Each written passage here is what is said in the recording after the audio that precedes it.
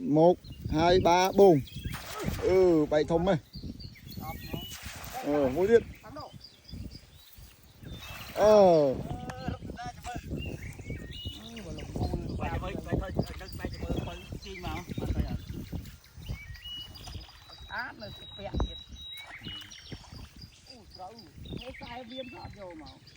tôi xe nó pi tinh màu bọc à bạn tao bị dùng lại à cho hả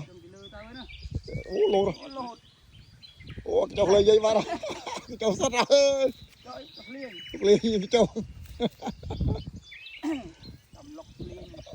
lọc đó rồi nó stui cho mò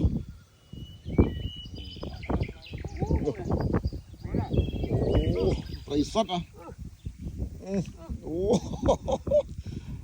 đó là mầm hưng à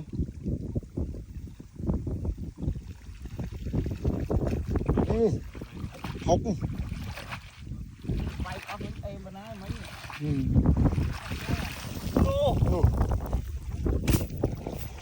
về đâu đi và